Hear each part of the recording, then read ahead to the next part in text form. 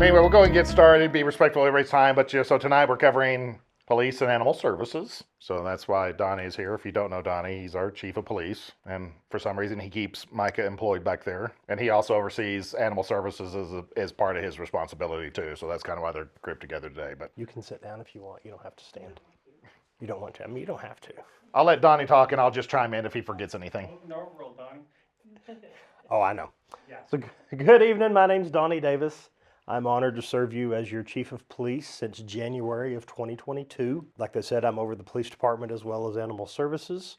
We oversee two divisions in the department that we'll get into later. The patrol guys like Corporal Adamson here in the back, or the guys you see in the black and white cars that if you call in a call for service, they show up and assist you or take care of whatever needs to be taken care of. Then we also have the administrative division, that is your detectives, school resource officers, etc. But we'll get into all that. I'm going to start off real quick with a question. If anybody knows, tell me. But how do you know that a firefighter's at a party? He'll tell you. One more. What do cops and firefighters have in common? Micah? Shiny truck. They both took the police exam, but only one passed. If you have firefighters in your family, I'm sorry, I'm probably going to offend you because there's a lot more where that come from. They're next week, so. Galloway never will come to one of these, our fire chief. He doesn't want to come to my presentation because he knows I'll make fun of him the whole time. But okay, so let's get started. So Borger Police Department was actually formed shortly after the city was incorporated in 1926. During that time, which this year, especially with our centennial, we've had a lot of discussion on the early days of Borger. And if you haven't seen any of that history, look into it because it's really interesting. We have a very storied past. Does anybody in here know who Frank Hammer was? Bonnie and Clyde. Okay, Frank Hammer was actually the Texas Ranger that took down Bonnie and Clyde in Louisiana. Okay, a lot of movies about him, very interesting man. Frank Hammer was actually in Borger during the Boomtown time. He was sent here by the governor, and he spent time in Borger, and for a very short period of time, just a few days, was actually the chief of police. He was over the police department in Borger. So that's something interesting that a lot of cities can't say, is that Frank Hammer technically was their chief of police. At this police department, we have a wall with all the former chiefs on it, and we actually have Frank Hammer's picture up there because that's kind of a neat piece of history. Which I thought was really funny because when that happened, if you read the minutes, they fired the old chief and all the cops, hired a new chief, and then in the next item of the agenda, they removed the authority from him and gave it to the Texas Rangers. Texas Rangers. I was like, why go to the trouble of hiring a new chief just to take the authority away from him? The history back in those days is extremely interesting. But if you look up there on the screens, that's just an old picture of Main Street back in the day. There's an old Borger PD car right there. You can see the patch on the back of it. The best we can tell, that is similar to what the first badges that the officers wore back then kind of looked like, which is, if you look at any of the centennial badges that the officers wear for our 100th, that symbol's actually in the middle of the badge, paying homage to that. So there's the one of the old police departments back in the 70s. So there is we call it the old police department, but the Weatherly building, which is now our municipal court and dispatch building there. We were housed in there up until early 2016. That street light that was in front of the old building was the same street light that was in front of the 1970s building. So that pole there is that pole up in the top there. Same one. But then in 2016, early 2016, we moved to our current building, which is there. And when we get to court and go over to the jail that's over there is actually the same jail that was originally built in the 40s. We've renovated or rebuilt the building around the jail 3 different times without touching the jail. Different patches, which all the officers you see in uniform have a shoulder patch and a badge, or a badge insignia. You can see over there the patch, actually the first patch I wore when I came out is over there on the left. The patrolman badge in the middle is actually the first badge I ever wore. And then up in the top right is the patch technically that we wear now. The only difference is we've incorporated with the blue outline on it that kind of matches the rest of the uniform. Our current issue badge is the top right badge. The one in the middle next to it is the Centennial badge. We have a special 100-year badge for the police department that we got for all of the officers, just celebrating Borger Centennial. At first, I was like, I don't know about that. But then you get to thinking about it, it's kind of neat because all of the officers that are there right now are a part of the department during our Centennial. And none, it'll be 100 years before anybody gets to do that again. So it's kind of a neat thing. So we've embraced it and decided to celebrate that. There's the sign in front of the building over there on Deal Street. Actually, right there is Chief Roberts, who was the chief prior to me, cutting the ribbon for it whenever we moved in there in April of 2016. I'm going to go over the organization of the department a little bit just to help you understand it a little bit better. Of course, at the top is the chief of police. Under him is the assistant chief, which is Captain Sims, which Captain Sims I got to give props to because he's the one that is wonderful at creating these PowerPoints. I'm not very good at them. If I created the PowerPoint, it'd be some bullets and some words and that'd be it. He's really phenomenal at doing these for me, so I appreciate him taking care of that. Under me is Captain Sims, and then also our records clerk, administrative assistant, that if you come in the front door of the police department, she's who meets you there at the door. And then the animal services supervisor and the 2 animal control officers all answer directly to me. If you go down under the captain, you have 2 divisions. The patrol division, which like I told you earlier, is the guys in uniform like Corporal Adamson back here that drive the black and white car. If you call for an officer, they're the ones that show up to your house. On the other side is the support services lieutenant. The patrol division lieutenant is over the motors unit, which is the guys on the motorcycles that y'all see running around town. And then we have 4 different shifts, 2 day shifts, 2 night shifts. The officers work 12-hour shifts, 24 hours a day, 7 days a week, 365 days a year. Borger has officers on duty. Each shift consists of a sergeant, who's the shift supervisor, a corporal, who is also a supervisor, but is under the sergeant, and then 3 patrol officers. On the support services side, we have the detectives, which the detectives have a detective corporal who they answer to, and then 2 detectives, and then also all the school resource officers. Every campus of Borger ISD has a Borger police officer in it. Also, starting in January of this year, West Texas, or PSP CISD Stinnett School also has a Borger officer in it. Stinnett requested us to contract in their school, and we added an officer that is also in the school there in Stinnett. So if you go to Stinnett, it looks kind of weird because there's a Borger police car parked outside of the school, but it's actually an officer for us that's assigned to the school there. Also on that, up under the support services lieutenant, you have the property and evidence clerk. Her job is she runs the property and evidence room, which is a really important job if you know anything about rules of evidence and other things that go along with that. But she's a civilian position that takes care of all the evidence, make sure it gets to the lab or where it needs to be. She checks to make sure that if the case has been disposed of, that we can obtain a destruction order to get rid of that evidence, because if not, it would take something the size of City Hall for us to be able to hold everything. So it's nice to be able to, as the evidence is no longer needed and cases are disposed of, she can go ahead and get orders from the court and dispose of it. Also up there, you notice, one of the things I always get a lot of questions about in gray is a DEA TFO. Everybody says, what's a DEA TFO? So the police department was contacted by the DEA, which is, of course, our federal agency who's responsible for taking care of narcotics violations, large quantities of drugs, and people that supply them, move them, and get them into our communities. We were approached by the DEA, who asked us if we would be willing to provide an officer for their task force, essentially, to assist with drug investigations. So we actually have a Borger officer who's commissioned through the city of Borger that is attached to the DEA. And he's actually has full authority as a federal DEA agent through the DEA. Now you say, why would we do that? Well, it's extremely beneficial. Back in the day, our process for handling narcotics issues, which Borger, like any town our size, has our share of narcotics problems here. Methamphetamine, fentanyl, you name it, we have that problem here. So what happened is we would go out, we would catch somebody that had drugs on them, off a traffic stop or whatever. We would arrest them for the drugs and we'd take them to jail, and they would get prosecuted for the drugs or whatever, put back out on the street, and then probably go to do the same thing over again. And sometimes we would arrest that person and we would obtain enough evidence to do, let's say, a search warrant on a house, and we'd go arrest that person and the same thing. They'd go through the process, they would get sentenced to whatever penalty they got for that, and then they'd come back out and do the exact same thing over again. And our hands were extremely tied because everything we dealt with was here locally. Well, that stuff was coming from someplace outside of Borger. Well, what this tool gets us and what this does for us now, we can get that person that sold it in that house right there, and then we can go find the guy that he got it from, and then the guy that he got it from, and the guy that he got it from, and so forth. Also, this gives us the ability to prosecute drug cases federally. Now, in the state system, due to just the way that things are with our prisons being overcrowded, a lot of times drug charges are considered less serious than homicides or some of the other offenses that will land you in prison. So your drug people will get paroled out of prison faster because it's a nonviolent crime. And then they come right back on the street, and a lot of times they're not rehabilitated as we'd hope they would be, and they go right back to doing what they were doing. Right now, most state prisons are either 7-to-1 or 10-to-1, meaning for every day they serve, they get 7 days credit or 10 days credit. So your state sentences aren't. So a 10-year sentence, you're getting credit for 1 year.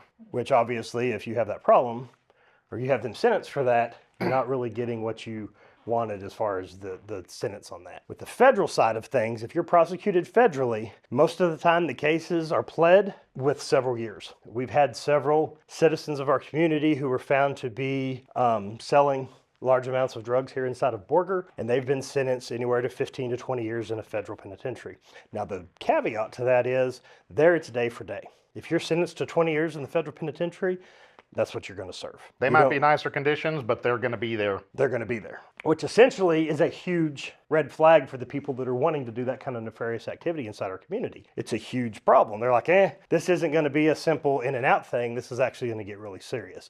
And plus, it also gives us the ability and the tools to be able to reach further than outside of Borger. And we can go to other places where these people are actually trafficking the narcotics or whatever it is into our city and be able to go after them as well. So hopefully, it's A, deterrent because they see that, hey, it's serious in Borger. But B, it's one of those where if they're caught, they actually go away for time. So it's been a good tool for us. It's a good deterrent for us.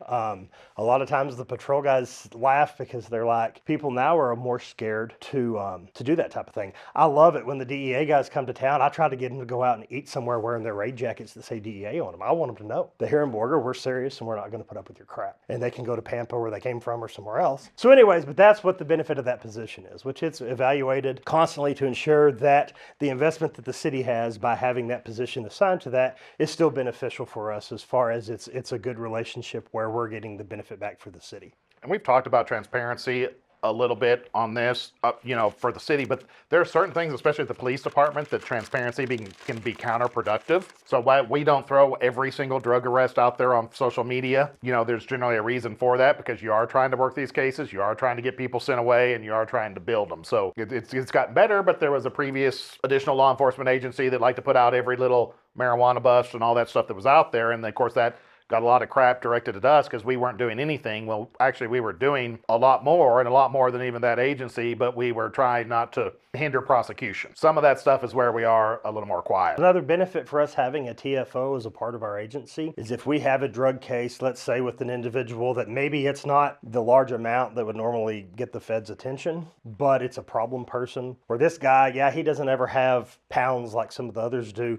but yet he's always selling to these people. We can even push that small case federally since we have a TFO, and it assists us in being able to get these people prosecuted and get them out of our hair. Federal cases are harder to prove because the prosecutor pretty much wants them wrapped up, but they also have a lot more resources to make sure that they can prove it. So it's kind of like, we've got a Borger officer there, but then he gets access to all of the DEA's intelligence and all of the DEA resources. And so you can imagine that a federal agency has access to a whole lot. I mean, we're proud of what we have access to for an agency our size, but we're not going to have communications with the CIA or, out of country, intel from Reaper drones and all that stuff that the DEA can have. And so they can build those layers, while we might know that they're getting it from somebody else and we might know they're, connected to the cartel, the DEA can prove it. Prove it and act on it. And that's the important part to me. And as we talk tonight on everything, the hardest part at the police department a lot of times, and what I would tell people a whole lot, is there's a difference between knowing something and being able to prove something. And, we get a lot of people giving us information and we know it, but that still doesn't mean you can prove it in court. So we'll go into how to become a police officer. The police department here in Borger is very fortunate because we've had a program for several years now that allows us to take somebody from our area, let them go through our application process, and then once they succeed in that process and are selected, they go to the police academy. We pay them to be in the academy, we pay for their tuition to the academy, and take care of basically everything for them. Then when they graduate the academy, they come back, they're sworn in, and they begin their field training officer phase. It's been a very successful program for us because it gives people an opportunity maybe to have that position that otherwise wouldn't be able to do it. If you have somebody that already has family and obligations, they can't afford to not really work while they're going to the police academy. Or they have to do, back in the day how I did it, where I dispatched at night and then went to the police academy during the daytime and slept a little bit here and there.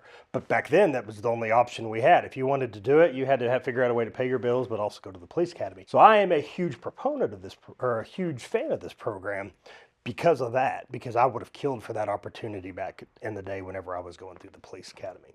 But we have a process that starts out, essentially, we open up the application process, which what that does is we open it up, we have, hey, a vacancy for anybody to apply for.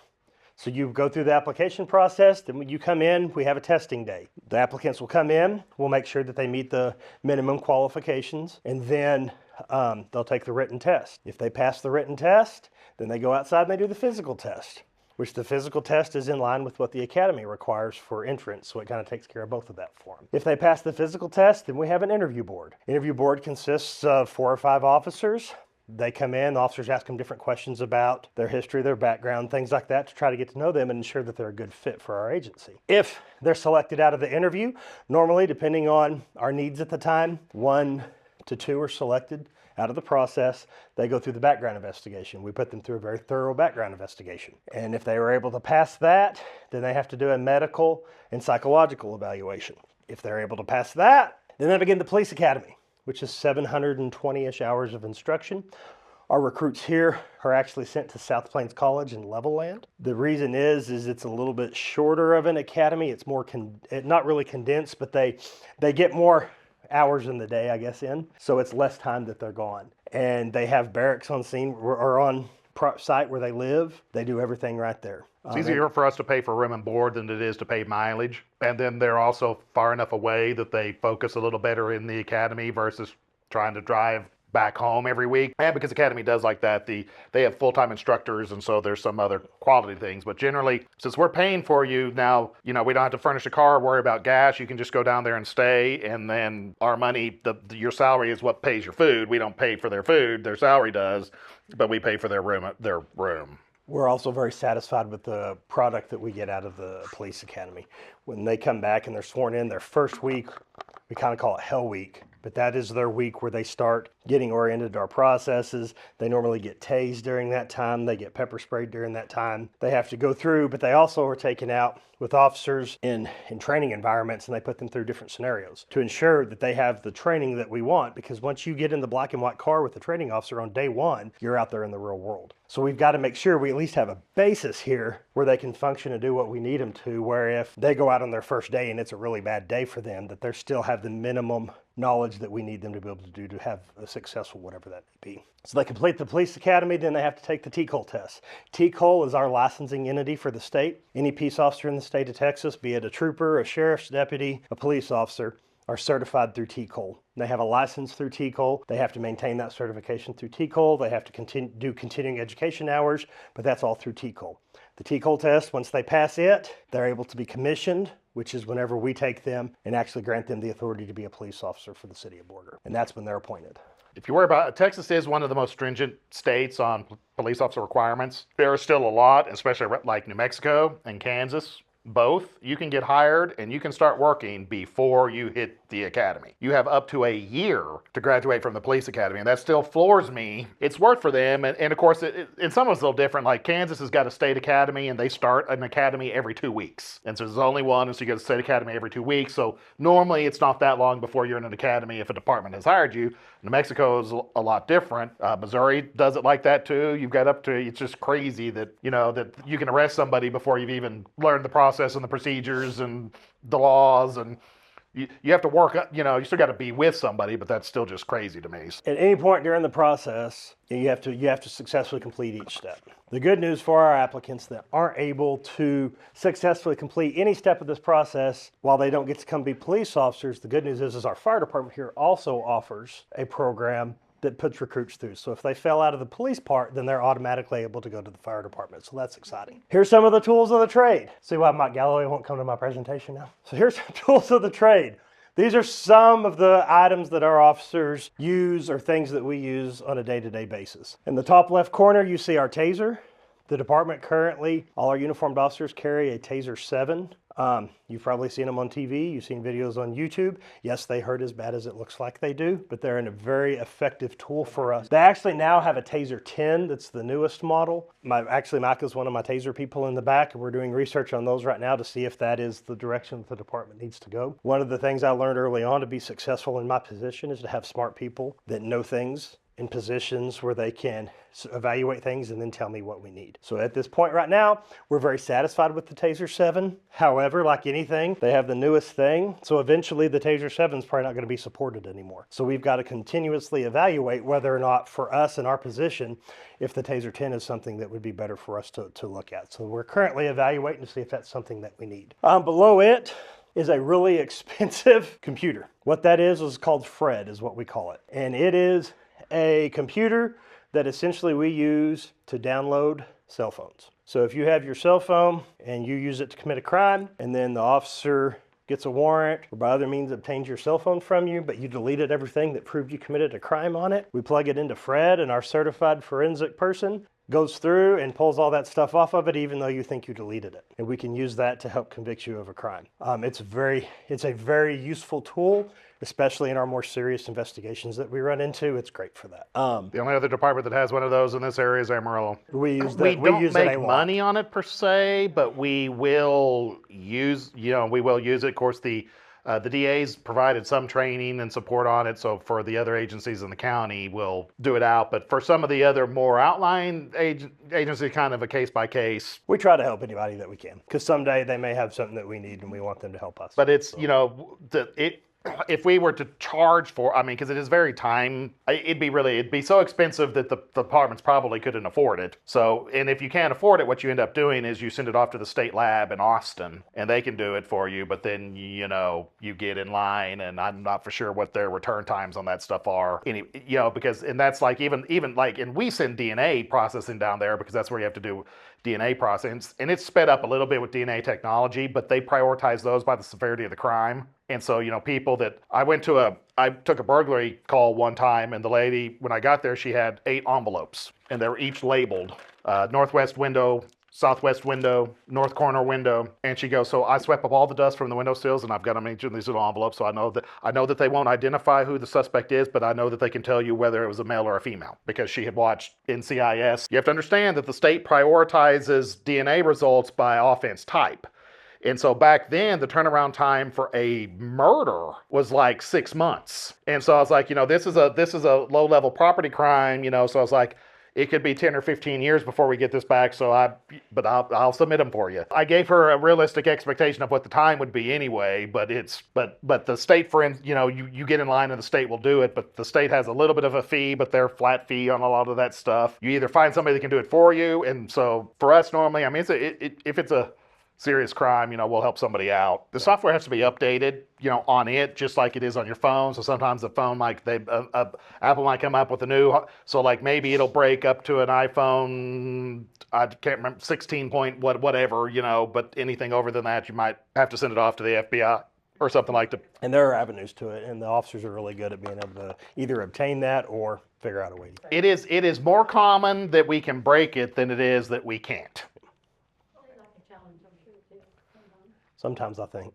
Well, and there's a lot of money in those systems, and so people are out there, and of course, we can't do anything without a warrant. So and it's all audited. So you've got to have the paper trail for everything that you do. But it's interesting. It's a good tool. Those are very valuable. That's very valuable information in an interrogation. You'd be surprised how that can turn an interrogation and what you can get out once you start telling them what you got that they didn't think you had. So next to it is our portable radios. So we have a trunking radio system here. Essentially what that means is the radios work really well.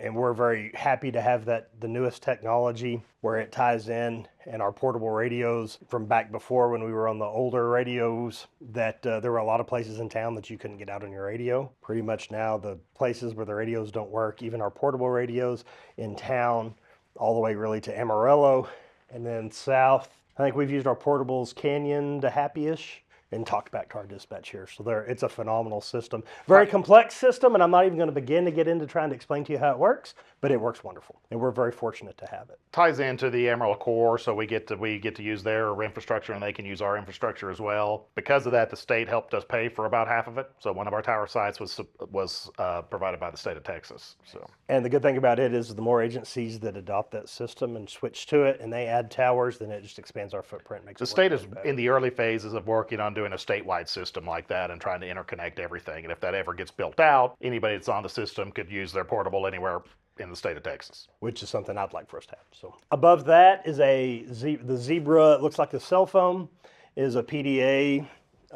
Guys call them citation riders. It's essentially what they're used for is traffic stops. The old days of on a traffic stop where the officer walks up there with a paper ticket or warning and writes it out to you. We've had these, and they're phenomenal. They speed up time quite a bit. The officer doesn't have to keep a paper copy anymore, so there's less for them to lose. But then it helps it also when they come back at the end of the shift and they dock it. It sends all the information to our record system for us to keep for statistics and other things that we need that for. Also sends it directly to the municipal court if a citation's filed. So there's no paper copy that the officer has to deliver anywhere. It's all automatically uploaded. And they work phenomenal. The officers also use those for crash investigations. They can use them to do the crash report on scene. And then same thing, they go back and upload it, and then they can just add to the report what they need to, write it out, and then submit it to the state like that. So it's a time saver. It's also very good at helping them be able to keep track of the stuff without having to work. Yeah. The biggest complaint we get now is, if they're issuing a citation, they will take a picture of you so that it's on the record to know who was driving. And sometimes people get upset because they think we don't have the right to take their picture. And the reason for that is we want to make sure that the person on the citation who you're who you say you are. We've had instances where somebody didn't have their license with them, but they provided the information, and the information they provided turned out to be a sister or a sibling. So it's good for that because then we can take that picture that we took of you and go, well, who's that? Oh, well, that's my sister so-and-so. She's probably got warrants. So it's another tool. Those are great. Because if you don't have your driver's license, they're confirming physical descriptors, which is just height, weight, hair color, eye color. And so, a sibling or a family member very well might have the same height and the same, and like weight, how many of y'all have updated the weight on your driver's license ever? Only when I lost weight, not when I gained weight. Yeah.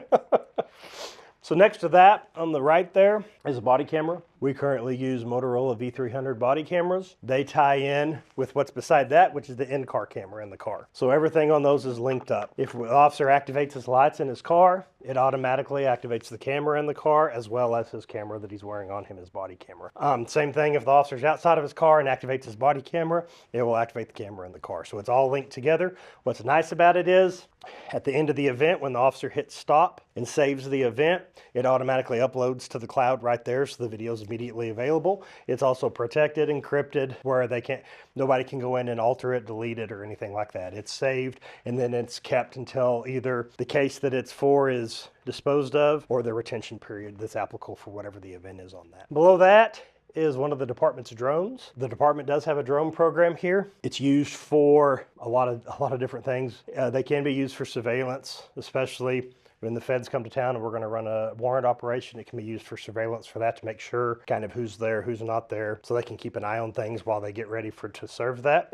It's used for search and rescues, which is the biggest thing, honestly, that I think that we use it for, is a missing person, or in the event like a missing kid. It's phenomenal because almost immediately we can have a drone operator have it launched in the air and search in the area. It saves us a lot of valuable time, or it has a lot of valuable time. We've used it on fires. It has a thermal camera on it. The fire department loves when we bring it out to their structure fires, because we can launch that drone, switch it to thermal, and they can see the hot spots where maybe they've missed while they're fighting the fire. There's so many different things you can use it for. Once again, I could sit here all night and probably tell you instances that we've used them for, but it's another phenomenal tool. So to be able to operate it in the department, you have to have a Part 107 license through the FAA, as well as meet our criteria and keep up with the training that's required through the department for it. To the right of that is some of the our training items there. Those are laser targets. That we have pistols that look very consistent to what we actually carry, but it's a laser gun, but it helps the officers with, we can train, especially our new guys, with targeting and other things. The box to the right of that looks like an ammo can, pretty much what it is, but it's called a shot box. And if I put a shot box in the hallway out there and I push the button on that shot box, it would replicate a gunshot that even the most seasoned shooter that shoots every single day would swear to you that a gun had just been shot off in here. It's good for training environment. It's good for stress inoculation. We have a simulator that goes along with that where we can play a scenario on the screen and the officers have to react to the scenario. And that shot box is great for that because it makes that officer more inoculated, to whereas they hear that gunshot, they react to it. Instead of somebody going bang, it makes it much more realistic and a better training experience. Let's talk about flock. So the camera in the top right is a flock traffic camera. No, it doesn't send you a ticket when you run the red light. No, it doesn't send you a ticket because you're speeding. It simply reads your license plate and takes a picture of your vehicle and your license Y'all plate. have some of them placed up around on some traffic. So we have 2. We have 2. Before they were permanent. Right now, the department actually has more than that we're waiting to have installed, but as with any process, especially with TxDOT, it's been permitting, licensing, and other things, but all through the Panhandle. These were actually procured through a grant through the Panhandle Auto Theft Unit. And the purpose of them is to, I don't care how many times you go to Walmart a day. I don't care how many times you drive. That's not the purpose of it. It's an investigative tool. And one of the examples I like to use where I think it's best used or best is like a missing person. Here a while back, we had a silver alert out of a nearby community where a missing elderly person, a person had gone missing. They put the information for the person's vehicle that he was in, as well as his license plate, and they actually were able to locate where he went. He had, I believe, dementia and was lost, but they were able to locate where he was due to a hit off of one of the Borger's flock camp. So it's an investigative tool. It's not something where the officers can get on there and say, hey, how many times is this guy driven by? It's actually a very monitored system. You have to log the reason you're doing the query, and like, we don't even keep the data locally. We've had a couple of requests from some people that I think are maybe worried about privacy and stuff like this, and they've asked for information. You know, they wanted a list of all the records that, you know, the flock cameras have generated. They're not in our possession. They're not our record. We don't get a record until we make a query. And when you make a query, you've got to have the law enforcement reason for making the query. You have to have a very specific reason to be able to perform. It's kind of like running a criminal history through the TCIC and CIC system. You have to log the reason, you have to log the officer that did it. So if we pull it, we've got all that information. And so I know that there's everybody out there is so worried about privacy and, you know, tracking and all that stuff. But in Texas right now, you still don't have a right to privacy on a public road. So, I mean, whether we use a camera or somebody there with a picture or somebody there just logging all of it, you know, if you're using a public road, there's not a right to privacy. And of course, I joke all the time. I was like, if you are that worried about privacy, you are in the wrong world. Because whether you like it or not, there is so much data out there right now. I mean, this logs, you would be surprised what your phone logs that you do, that we're worried about a couple of flock cameras that only log the date and time and the license plate of the car that passed the location. This thing's logging you every 5 feet. And if you don't believe me, talk about something and then go to one of your social media pages and look at the sales for the whatever it was that you just talked about. If I'm looking up diesel parts for my truck and stuff, he starts getting ads. Oh, yeah. Immediately. And so, you know, you're not worried about Apple, but you're trying to sue the police department because we've got a camera that only logs the license plate number and a picture of your car when you pass it. But yet your phone and Apple is selling that, and Facebook's listening to everything that you do. And which I will say that with the registration, like if your car's stolen and you report it to the police department, we enter it in the Texas-wide system that it's stolen, enter it in flock. Then if your car passes by the person that stole it passes by any flock camera in the Panhandle, and they're everywhere. If you start looking for those little black cameras on a solar panel, you'll see them everywhere you go. But it hits one of those, and it flags it, and it alerts us. Hey, this stolen vehicle just passed this camera right here, going westbound. Like I said, it's not something that we're trying to use to spy on people. It's not something we're trying to use to issue tickets in the mail to you. It is an investigative tool for the important things. You know, honestly, my biggest motivation for those is the thought of like an Amber Alert vehicle coming through Borger and us not having the technology to know that it came through Borger. And that is kind of my biggest, to me, would be the biggest benefit to having that is that ability. And keep in mind, too, that like right now, I mean, anybody that's got a camera on their house can give us the video of you driving by if they want to, or we can even get a warrant to get it. So, I mean, and these are like, you know, just taking just a picture as you go by. It's just saying that you were here at one point. We can get as much or more evidence. It's a little harder with all the security cameras, but there are cameras all over this town now. And so, you know, flock should be the least of your concern. It's getting a lot of attention and all this stuff because I get that it's, you know, on a public road and now we're using public funds to track us. We're not using public funds to track you. But, you know, Ace has got security cameras. I could, at that one at Roosevelt, I can pull up the Ace camera and see every car that went by freaking Ace. It might take a little more time, but that information's out there. This just makes it easier. But the people that are doing stuff wrong should be scared of them, and that's good. That's another deterrent. Well, hell, everybody knows me anyway. I mean, somebody sees me in Walmart every time I'm in Walmart. So does it matter that the flock camera tracked me every time I went to Walmart? Because somebody's seeing me anyway. But that's the benefit to it, is the deterrent side of it too. Yes, we have flock cameras. Yes, we use them to deter crime here, and that's one of the other purposes of them. Speaking of crime, We're going to talk about a few stats, which I'm not going to sit here and bore you all day with crime stats. I'm going to show you a few statistics from our performance measures and kind of what we try to stay with as far as goals that we set each year, and then the statistics that we gather and the data we gather and the things that we try to do to see what we need to do to better proactively police to be able to prevent more crimes. Obviously, our goal is zero crime. However, in a realistic world, we've got to work to constantly try to bring it down. So if you look at our violent crime clearance rate, the red there is the average through the International City Manager Association. So ICMA collects this data across multiple cities across the nation. And so that 58% is what the average of police departments are solving. So our goal there, obviously, on that slide is to be above the average. So we are solving more violent crimes than the average police average. department in the state of in the nation. If you look at the violent crimes below that, we're a little above the target, but pretty much right in line with the average. Obviously, it's still not good enough. I'd like it to be less. And we constantly work to try to have more proactive approaches and deterrents to try to bring those numbers down. Well, and like those 13, you started off high in October. Anybody know what was going on in October in this town? You had Turnaround. Nutri and Anna Phillips turnaround. And I can actually lay out our crime stats for you, and I can go through without even knowing the dates and tell you when we have turnarounds.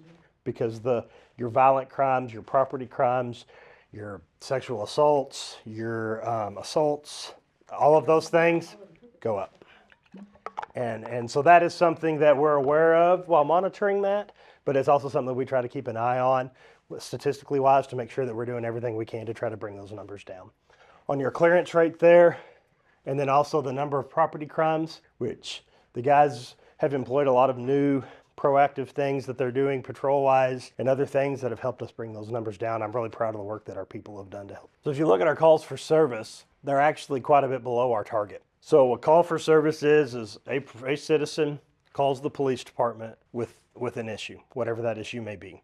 It may be something really minor, it may be something really serious, but a call for service is whenever a citizen of the city calls dispatch and places a request for assistance from the police department. And these are outside of the control of the PD. These are not officer generated. So this is community generated. So this is a stat that tracks your impact on the community and, are you driving down the need for service? Which the 7,500 is based. We set this number based on history. So what that one is showing is a trending lower in calls for service, which generally some of that is a slightly shrinking population, but then some of that is more proactive and reducing crime.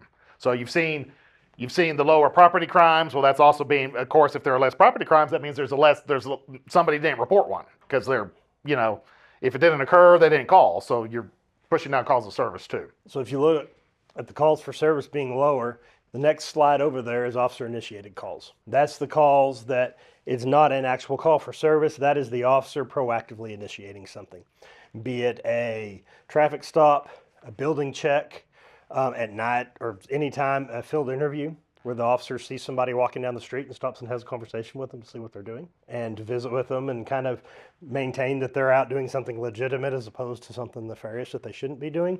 So if you notice that the numbers there for the officer-initiated calls are way above, really double what the target is, and that is one of the big keys to what drives down your calls for service, your property crimes, and your other crimes. It's the officers out being proactive and trying to prevent crime and stop crime before it happens. What I used to say about this, because like as coming from a night shift sergeant, a supervisor for a long, long time, one of the hard things is we know how many burglaries we did not prevent. You don't know how many burglaries we prevented. And so, and like we talked about, from the beginning, as city as a whole, if we're doing our job right, you never interact with us and you never see anything. And so that makes the failures more pronounced. And the same thing is a lot of times is true at the PD, because night shift always gets blamed for every burglary, but like I said, you only know the burglaries that we didn't prevent. You don't know how many we did. So the incident reports is where a report is created based off a call for service. Now, if an officer gets a call like, let's say a loud music complaint. So that call for service comes in, the officer goes, they make contact with the person at the house where the loud music is, and they said, hey guys, neighbors are complaining, if you would please turn your music down. Yes sir, we're sorry, we didn't mean to do that. They turn the music down, problem solved. The officer doesn't create an incident report for that because there's no further action that's needed. A more serious crime where an arrest is made or something that needs to be further investigated or something that needs more documentation done, then an incident report is created. So the number of incident reports there is for your things that are not just something that's simply handled. It's something that more needs to be documented on it. So that's what the incident report comes from.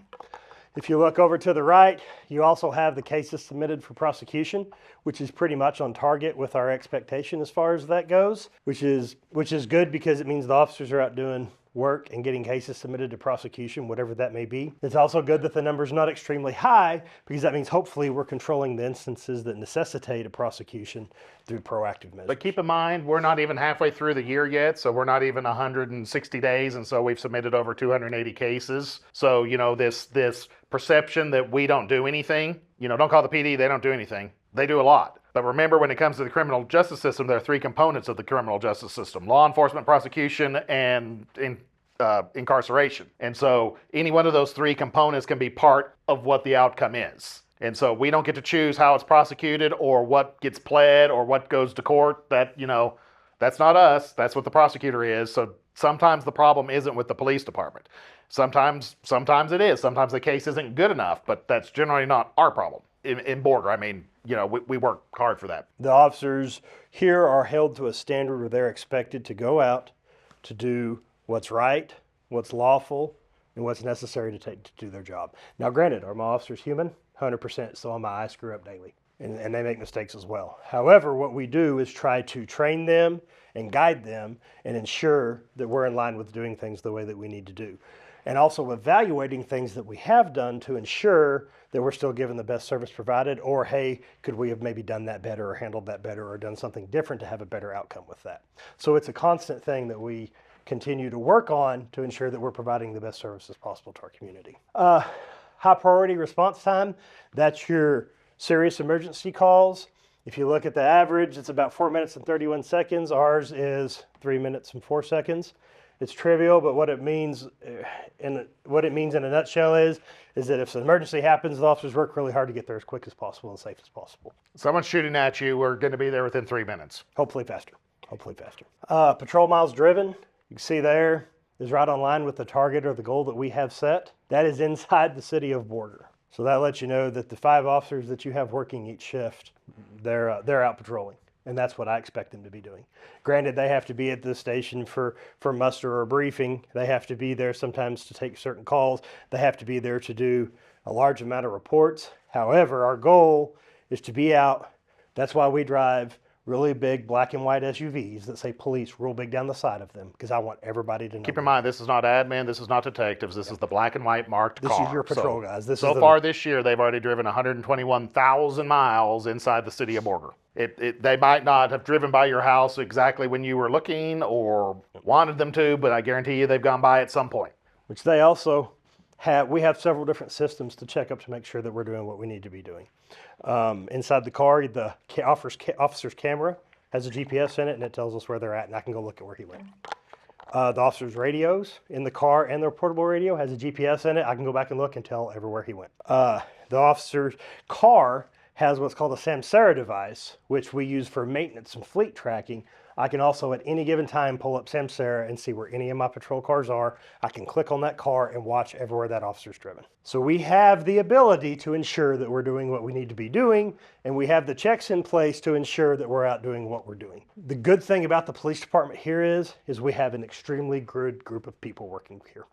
And I'm extremely proud of the quality of people that we have employed by us, because they love our community, they care about our community, and they want to be out doing the right thing and trying to do the best job that they can. Now, does everybody have a bad day? 100%. Normally when one of my guys has a bad day, that's when I eventually become involved in it, because something happens to where a complaint's received because we probably didn't handle the situation as good as we need to. However, the expectation is here, and our guys meet and exceed it all the time. And I'm extremely proud of the quality of people we have working for us, but also the work that they do every day. If you're an independent person that's in a public place and have the right to be there and you want to record our interaction, please do. Please don't interfere with the interaction. Don't interfere with the officer. My officer has to worry about you as opposed to what he's dealing with. But if you want to stand over to the side and record, that's fine. We're recording you too. Knock yourself out. But our officers are also going to respond to how you act. And, I do not expect them to be able to, sit there and take anything and everything. I expect them to have more patience than the average person, but I do not expect their patience to be unlimited. You can't expect to sit there and curse out an officer for 20 minutes and him sit there and say nothing. You know, if somebody's like that, you wouldn't respond the same thing. That's the same. If you call up here to City Hall and you are cursing the utility billing girls that had nothing to do with you, and they hang up on you, I'm not going to take that complaint. You do not have the right to demean a utility billing clerk. You do not necessarily have the right to demean an officer. But I mean, I've responded to calls where I get out and I haven't even said anything, and they start cussing at me. And you know, we sometimes they have to take control, and they do unpopular things. And so, you know, you can't make everybody happy all the time.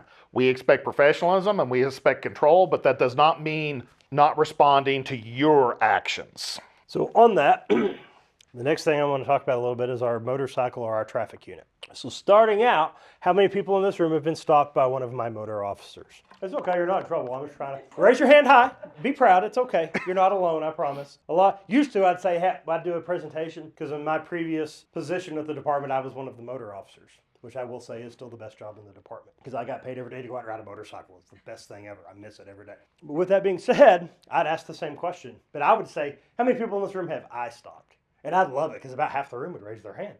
So let's do it again. How many people have been stopped by one of our motor officers? Raise your hand high. Keep your hand up if you got a ticket. Look around the room. Contrary to popular belief or what the scholars on Facebook say, the job of the motor unit is not to go out and stroke everybody a ticket. We are not raising revenue for the city. In fact, the amount of money that the city makes off of a citation written by one of our officers is so minute that doesn't even come into play.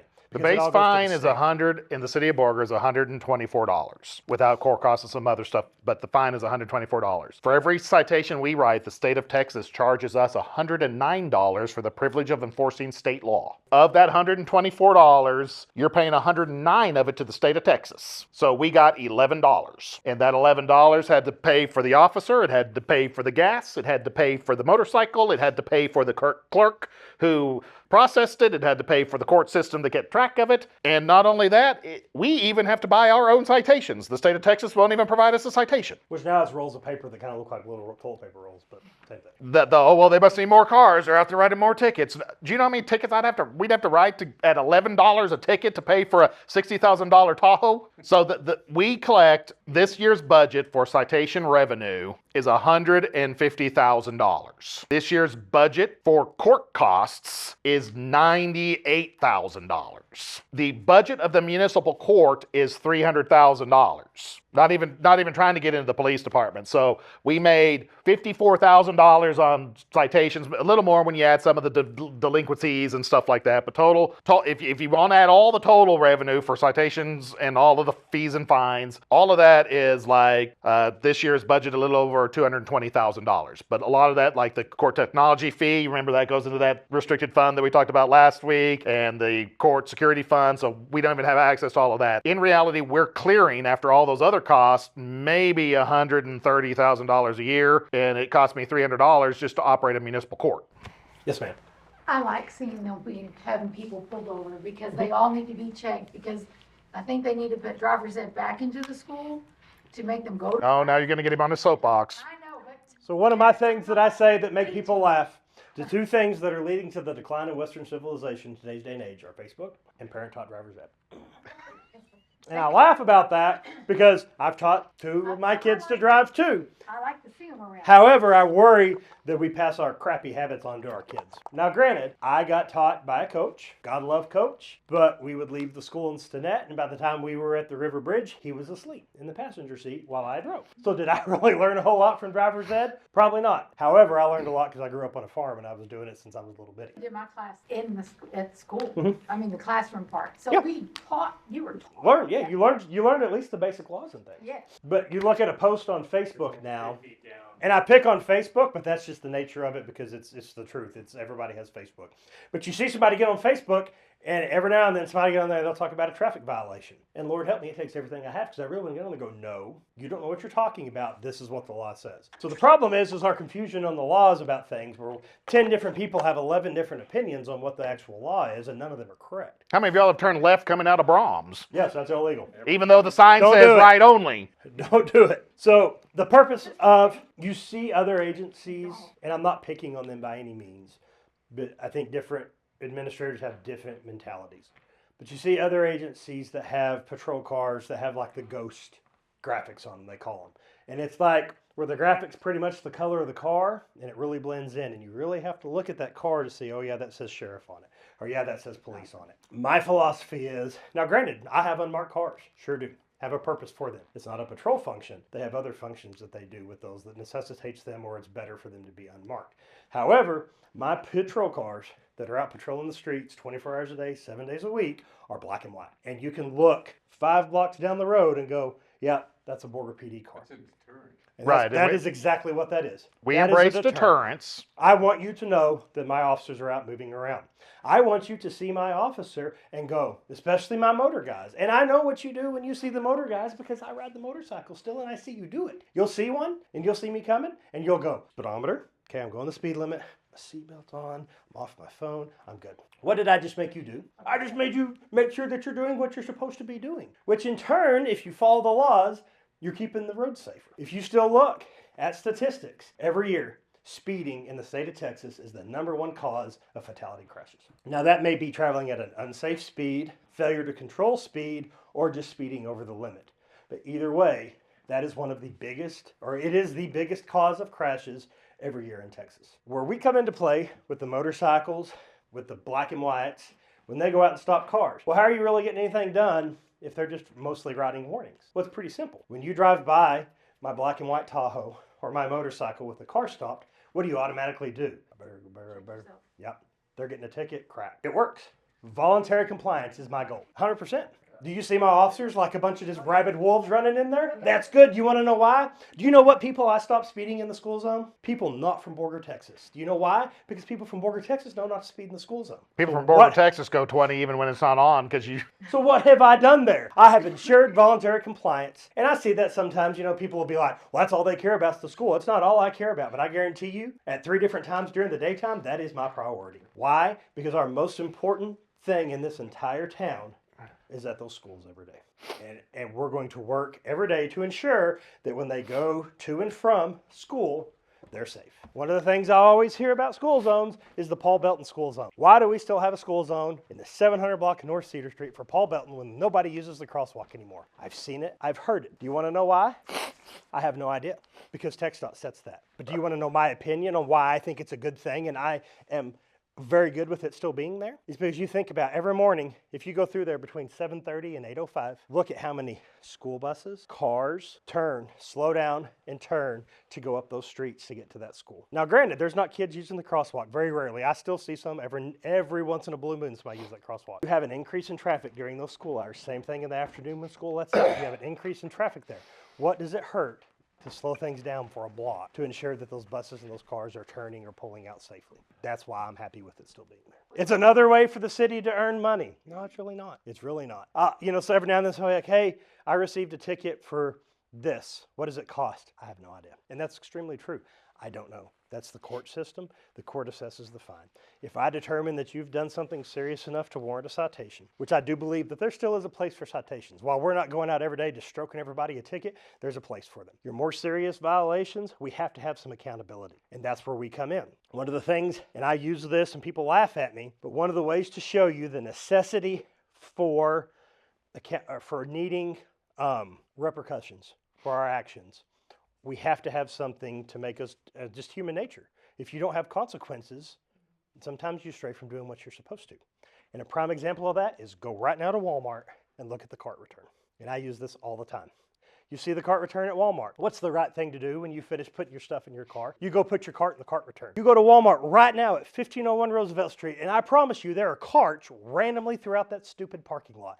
And it irritates the hell out of me. And you'll go up there and see me in my uniform pushing carts to the stupid cart thing. Do you want to know why? Because I don't want my car to get hit by a stupid cart. Is there any consequences if you don't put your cart in the cart return, you get in your car and drive off? Now, if there was a cop in that parking lot that would write you a ticket if you didn't put your cart in the cart return, how popular do you think that would become immediately? We have to have consequences. Granted, I don't want the guys just being out just stroking everybody tickets because that's what we do, but there needs to be consequences. I can tell you with me, there are certain things I will not write you a warning for. I do not care. If you have an unrestrained child in your car, I promise you, you will get a ticket from me every single time. I don't care your excuse. I don't care your reasoning. I promise you will always get a ticket. The reason for that is I know what a dead baby feels like when you have to carry them to the hearse because they died in a car wreck because they weren't restrained. That's a big one with me.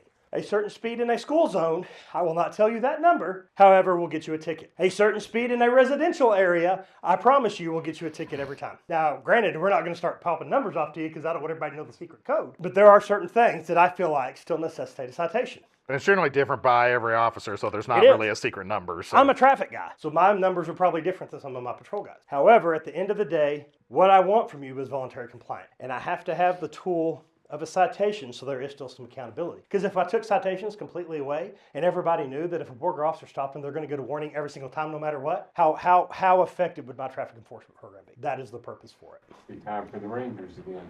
Exactly. So if you look up there at our traffic stops, we're actually quite a bit below our target. You want to know why that is? Because I looked at this and was like, why are we low on numbers? Now, granted, I don't want the guys just out, like I said, getting everybody, but I still kind of want us that being effective. I think it's a couple of things. One, I think it's because my guys in the black and white cars work really hard every day, and they make it a little bit harder for you to go out and just pick a traffic stop out because people are obeying the law. Voluntary compliance. The other part of that is, the caveat of that is I just have one motor officer right now, as opposed to what we normally have. So that does make a difference because the motor officer's job, he is assigned to the motorcycle, he is assigned to traffic and all things of traffic. He works traffic stops, especially in the school zone areas. He works problem areas that we have high crash numbers at, or complaints at, or a high number of violations at.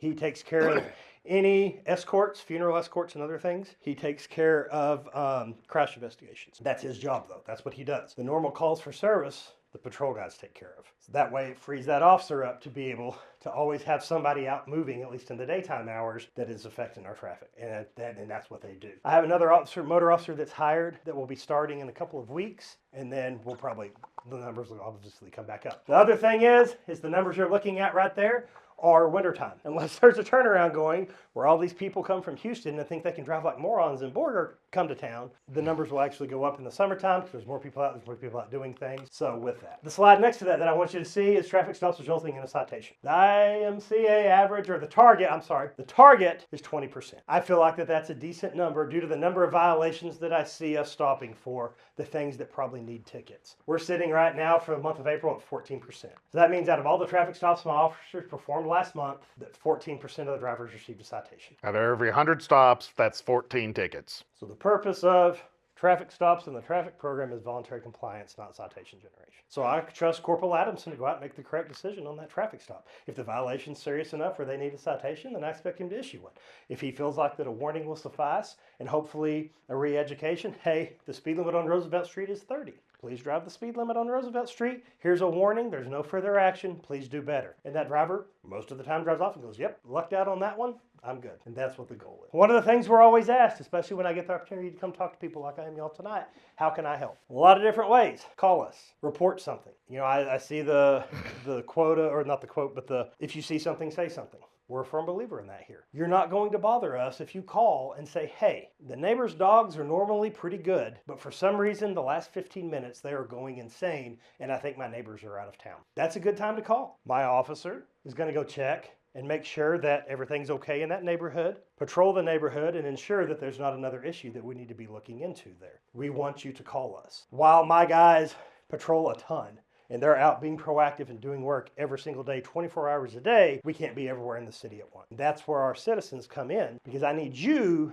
that if you see something that you don't think is right, to call us and tell us. What if you call in and it's nothing? That's okay. Actually, we prefer that. That's good, because that means that a crime's not happening right there, that it was just the dogs were barking because they had a rabbit. But that's good because we know that now. And we were able to go over there and see that, hey, everything's okay. Neighborhood's safe, y'all are good. And it gives you peace of mind that, hey, an officer come and checked it out, we're good to go. Don't ever be afraid to call us if you feel like something is wrong. It's always better for us to come out and make sure that everything is as it needs to be, as opposed to having to come over the next morning and work a burglary because your poor neighbors that were out of town had somebody break into their house and rob them blind while the dogs tried to tell us that they were there. So that's important. If you see something, say something. If something doesn't seem right, call us. If it's okay, good. If it's not, then we'll address it. But always don't ever be afraid or feel dumb to call us. That's what we want. Call 911 in an emergency.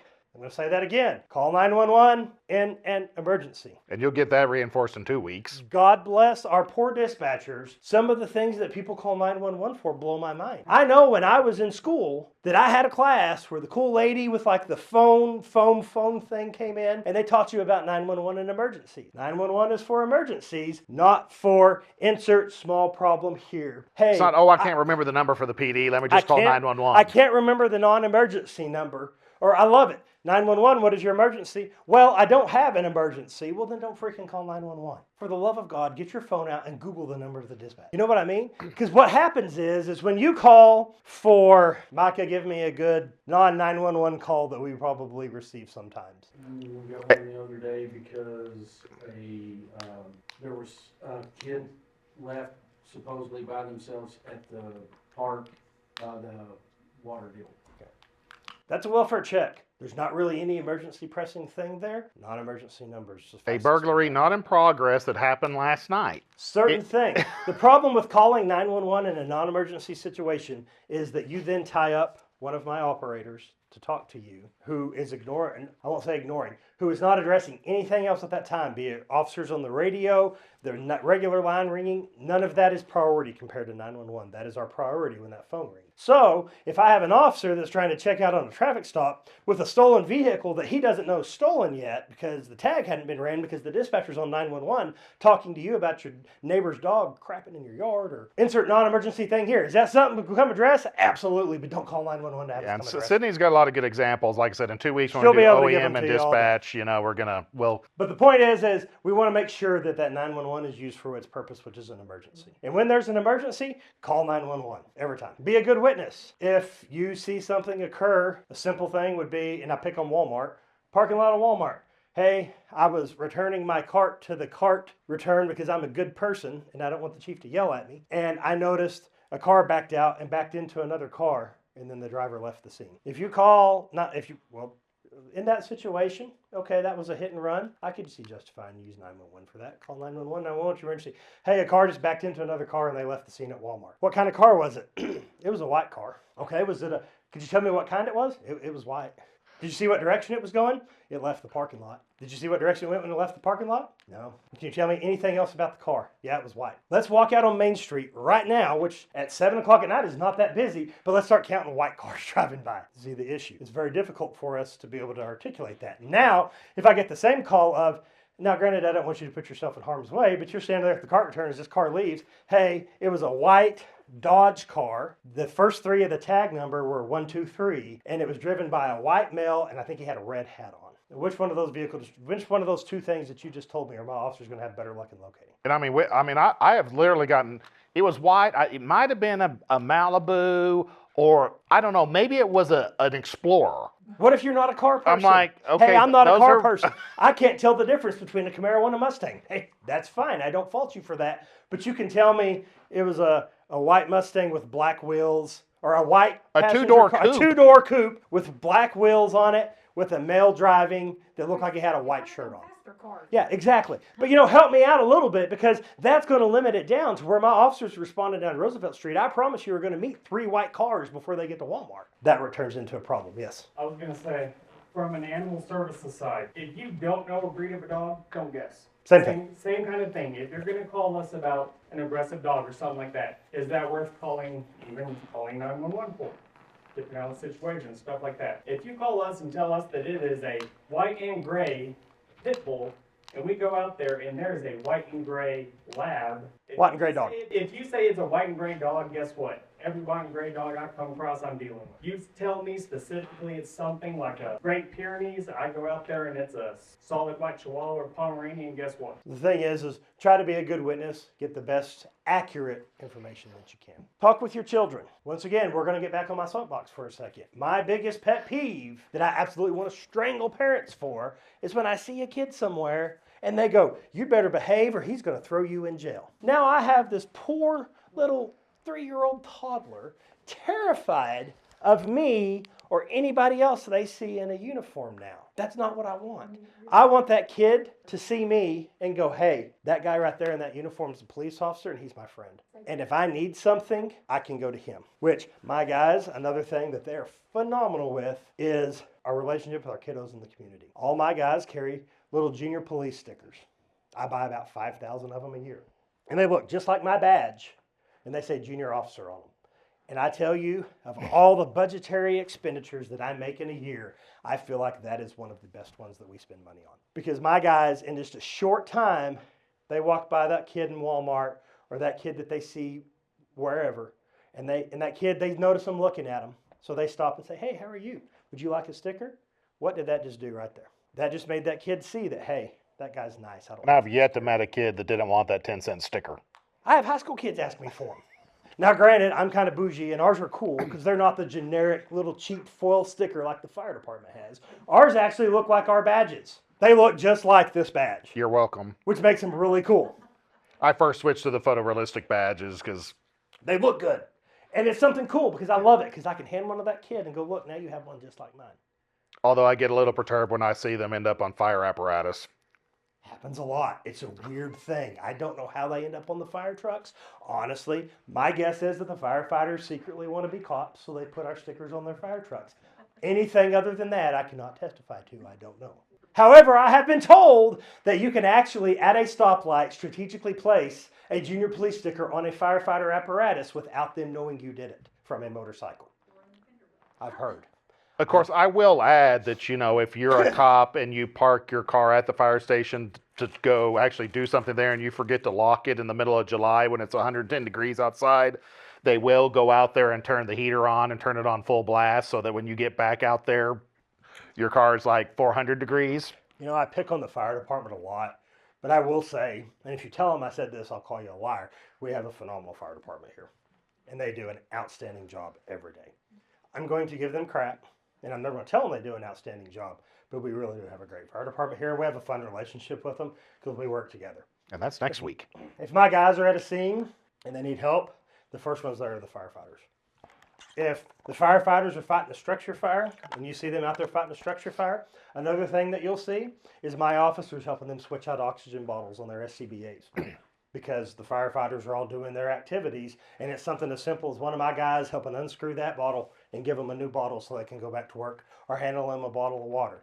We all have the same end goal, and that's to take care of our community. Had some more guys just come in the back there. Sergeant Tucker, Officer Esparza, Corporal Gibson are in the back. Some more of our officers. That's our night shift that just came in. Gib looks like he just woke up. I did. Good. I'm glad you made it here safely. That's all that matters, buddy.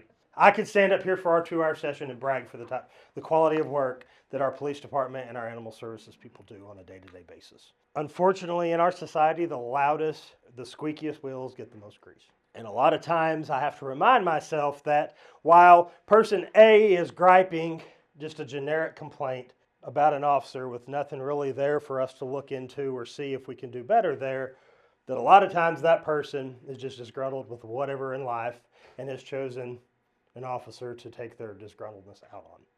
But at the end of the day, the quality of work and the quantity of work that our people do, I'm extremely proud of. Another few more things just to help, what helps us out, lock your doors and windows. We are very blessed to live in a wonderful community of Borger. I love Borger. I've lived here most of my life, and I will put it up against any other town in the Panhandle. And we're an amazing community with great people here. Now, granted, do we still have some crappy people that show up from time to time from Pampa? Absolutely. But at the end of the day, Borger is a great community. We still have those people that either come through or just a few people here that are up to nefarious things that my hound dogs in the back just haven't got to visit with today. And they're out, and one of the things that they look for is a crime of opportunity. And if they're walking down the street, and we have videos that we've gotten from security cameras of them doing this, and they walk by your car and they try the door, and they go down the street and they try your doors. And what do when they find the unlocked one? They rummage through it and take everything out of it. And why we choose to leave our valuables in our cars beyond me. We have a car with the doors unlocked that a Kimber handgun, an $1,800 gun, was stolen out of the car.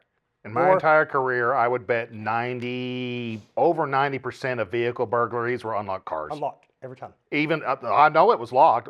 Well, they didn't bust a window.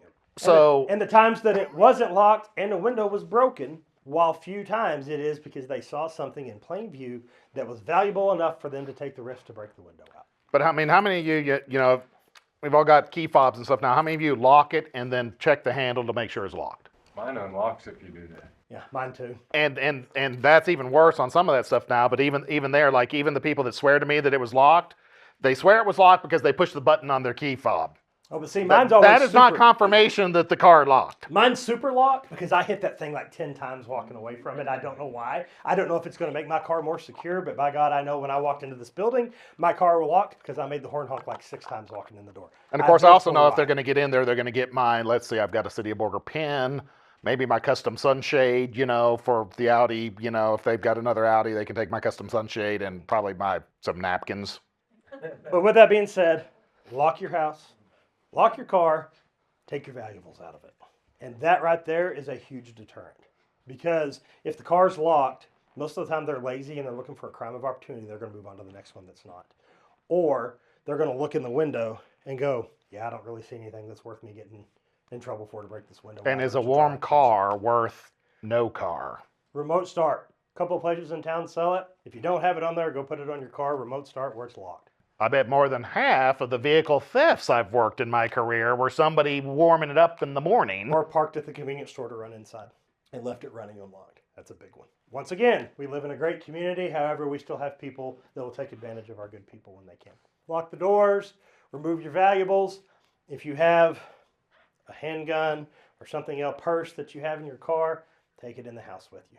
Unless it's like an HK that's not that valuable, then you can leave it in the car. It don't matter. Stop it, sir.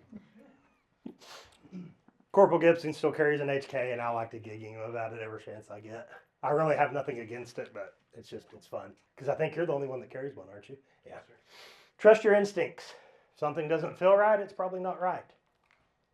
If something doesn't seem right, it's probably not right, and that's when it's okay to call and say, hey, you know, this situation, this thing that I saw just kind of seems weird. It's not going to bother one of these guys to come check on it for you and to make sure to give you the peace of mind that everything's okay, but also to ensure that there's not something there that we need to stop. So always don't be afraid to call. Be aware of your surroundings. Even in our wonderful community of Borger, Texas, we still have people from time to time that come here that are up to nefarious activities or from out of town. Now you're at Walmart. You walk out of Walmart, you're by yourself. It's dark. It's nighttime. Just pay attention to what's going on around you. Look around. Be aware of other people. Be aware of people sitting in cars beside you. We're not immune from real world problems here. So just always be aware of those things. So before we move into our animal services portion of the presentation, I'm going to ask if you have any questions. There's no such thing as a stupid question unless you're in a parent chat for sports on your phone, a group message of sports on your phone. Other than that, there's no stupid questions. If you're ever a member of one of those, you will know that there's always stupid questions. I've learned that with my kids playing sports, my lord. So don't be afraid to ask. If you have a question, I just have a comment. I think it's neat, all the stuff you showed that you use in pool. so I will tell you, we're extremely Cool. I We're didn't know that. We're extremely blessed in Borger. Yeah. Our city management, our city council, and our community as a whole is extremely supportive of our department and the work we do. A lot of places that you see, especially if you watch the news for any amount of time for our larger cities, you would think that everybody hates cops and that nobody supports them. However, I can tell you, standing in front of you as your chief of police in Borger, Texas, people still support the police. And we still have good people in our community that want what's best for our community. And we're fortunate, and the reason I still feel that our department is so supported here is because of the guys standing and sitting in the back of the room right now. And the quality of work that they do on a day-to-day basis to ensure that they're doing the best job as possible for our community. Of course, it's, you know, they have a mixed bag. You know, it's nice that they've got a city manager that used to be a cop. It's also bad that they had a city manager that used to be a cop. I tell people that all the time. It's wonderful because he understands the needs of my department. It sucks because I can't BS him on the needs of my department. So it's hand in hand. Fire department's got the same problem with me too. So it's not just him. Let's be honest though. Besides a good recliner and satellite TV, what do they really need at the fire department? It's not satellite TV anymore. Another $2 million fire truck to drive to the grocery store. I get it. Okay. Anyways, other questions or comments? I appreciate that for the police side of it. While we go through the animal services side of it, I've got my people in the back here who are my, I told you earlier, one of the ways I learned early on to be successful is to put good people in positions that know what they're doing with the ability to inform me on things that they know more about than I do, or to do a job that they know more about than I do. My Animal Services Division is a great example of that. I have 3 amazing people in that spot. 2 of them are sitting in the back of the room in brown uniforms right now. They do a phenomenal job.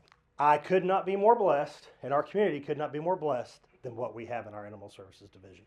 These guys come to me almost weekly with new ideas, either on how to control the problems with our pet population, how to better educate our community on what they need to be better pet owners, or how to solve problems that we have with animals in our community. I could not be more proud of the people that we have in those positions and the work that they do on a day-to-day basis. You see some of the examples right here of them? Like right here, we've got Candace, God love her, holding a skunk. Anybody in this room ever held a skunk? I love them. I definitely have not. Have you? See, that's crazy. That's not something I think I would ever do, because I don't want to smell like Pepe Le Pew all day. It just fell off my top 10 list. It just didn't make it. Just didn't. The question is, have you held an adult skunk? Yes. Yeah, see, that doesn't excite me either. So, back there, guys, if you're not familiar with our animal shelter, it's there on the end of 3rd Street by the wastewater treatment plant. I always try to encourage people, if you need a new pet for your house, always go look there first, because they have always got some amazing animals that they've vetted the best that they can, that they have ensured that are adoptable, that they have in there, that if we can't get somebody in our community to adopt them, we can't get another advocate somewhere to take them someplace else to be adopted, we have no other option but to euthanize them. We would love to be the place that doesn't have to do that. And honestly, our numbers on that are constantly improving due to the work that these people put in every day. They're out educating the community on how to be a better pet owner. They're working hard to ensure that that animal is placed back with its owner whenever they find it out wandering because they were able to get out of their enclosure, whatever that may be. Or they're working hard with our advocacy groups or our adoption people to ensure that animals are being placed with good pet owners to help us keep those numbers down. This is generally one of my soapbox times is there is really no such thing as a no-kill shelter. No-kill shelters manipulate numbers, and that's how like Austin PD or Austin Animal Services is a no-kill shelter, but because of that they do not pick up dead animals. Public Works picks up those because if they picked it up it would be a death and it would be reported as a kill. They do not pick up dangerous dogs or unadoptable dogs. They have other agencies in the city to do that. So I'm not, our goal is definitely always to adopt and euthanize as the smallest amount possible, but there are animals that need, that euthanasia is a benefit to them. Yeah. And so, I mean, because we pick up everything. So a lot of those numbers are animals that were struck by a car that, we're not going to be able to, take to a vet. And so that's the kindness. They are unadoptable animals, that are wild, and some of those kill numbers are wild animals.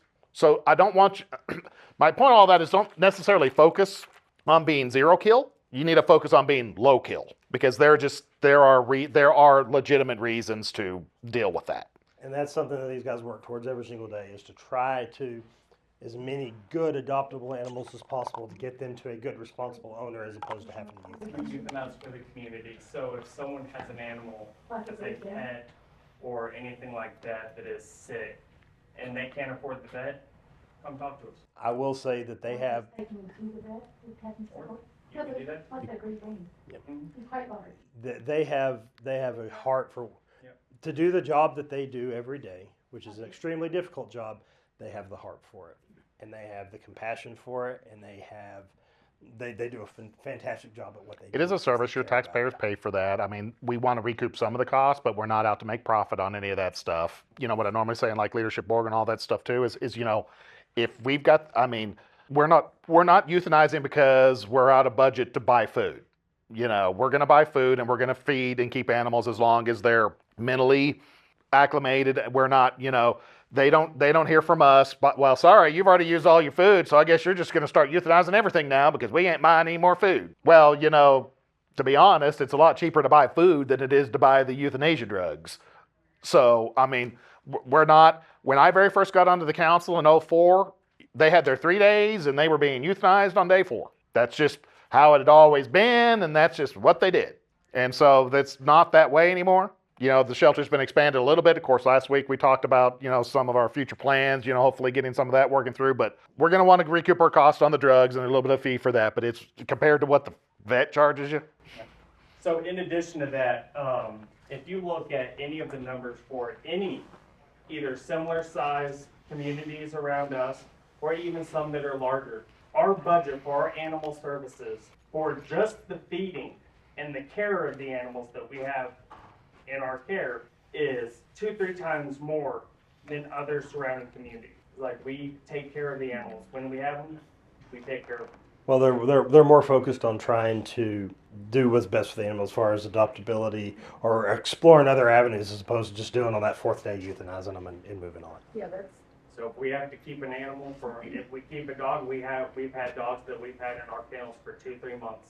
And what do we do to kind of keep anything like kennel crazy or any kind of psychological issues? Is we go in there, we take them out, you know, interact. So this is animal shelters of old. We are much better off now. That's our current animal shelter. These are Which old the sign right restrictions. now no longer says put dog here. Yeah, it does not, and that is an issue that we have to address sometimes. And I see the same comments every time. You see the nice person throwing their dog in the yard and leaving them there, and moving on. And you see people, well, at least they just didn't let it run free. Well, I disagree, because one, first and foremost, it's against the law to abandon an animal like that. Number two, you're just leaving them in a yard there where you're doing this when my people aren't there. I know you're not, because if my people were there and saw you do it, they'd be out the door going, hey, there's a process to this. It's another one of those things that we have to have a process to take care of, to do something, because if not, then what would all of our irresponsible animal owners do?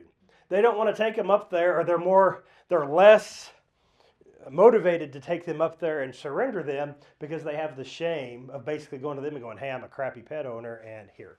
Where it's a whole lot easier just to go throw them in the lot and drive off. Anonymity, right? So if we just allowed you to do that, well, good Lord, they'd fill that thing every day probably with our irresponsible people who got a puppy, and the puppy was really cute, and then the puppy got bigger, and the puppy won't quit crapping on the floor, and now I'm going to take it and dump it at the shelter. And it's somebody else's problem. And that's the problem is that as a society, we're not always responsible as pet owners as we need to be. But that's another place where they come in, though, is they try to educate the people. And, hey, this is how you be a good, responsible pet owner. This is how you get your dog to do what you want it to the right way.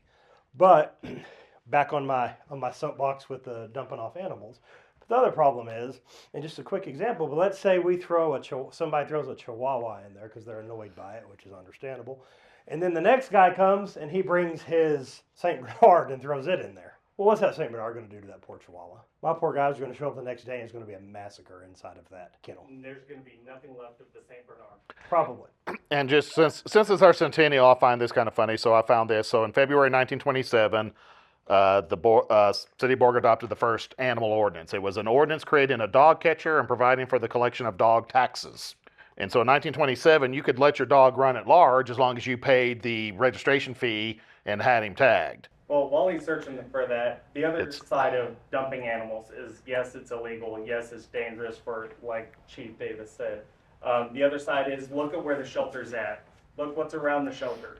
It is not uncommon for us to see coyotes, bobcats, stuff like that out at our shelter at night. We have cameras all over, and we see all of that.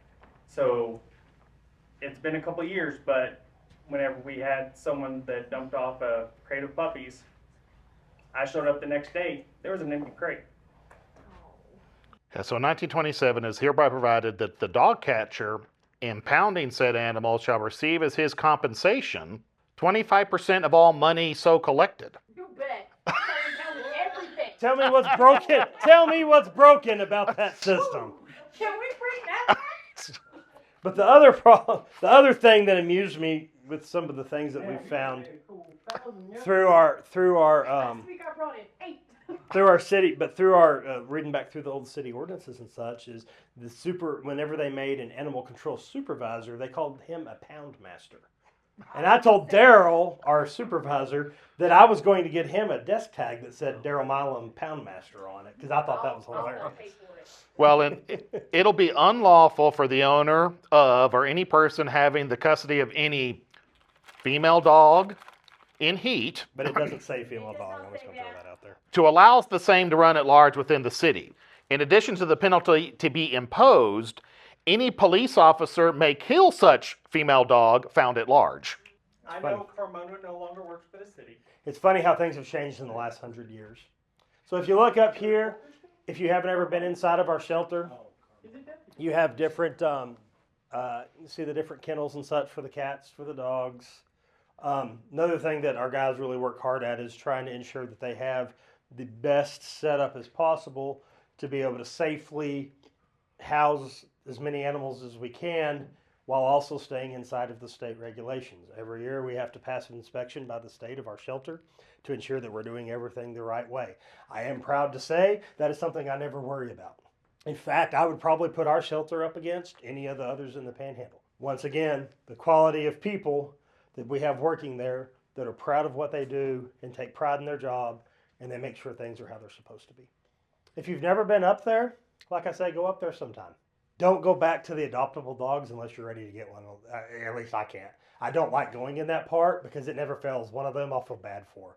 And I have a house already with a whole bunch of shelter dogs in it, so I don't need any more.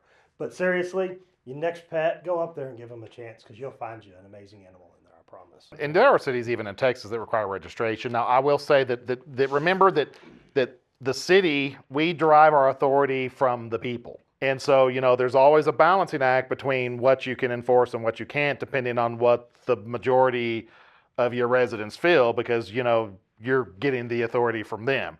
And so, especially up in this part of the state where we tend to be pro-freedom and pro-personal rights, we do things a little different than some other states. And so it's always a balancing act on making sure that we've got the laws in place to take care of really bad things, but that we're not being overly forceful. And that's some of that, that's why our parking ordinances aren't, maybe as stringent as some people would want, but, you've got a lot of people with RVs and they come and show up to council meetings. But so here is two of our animal services vehicles that we have.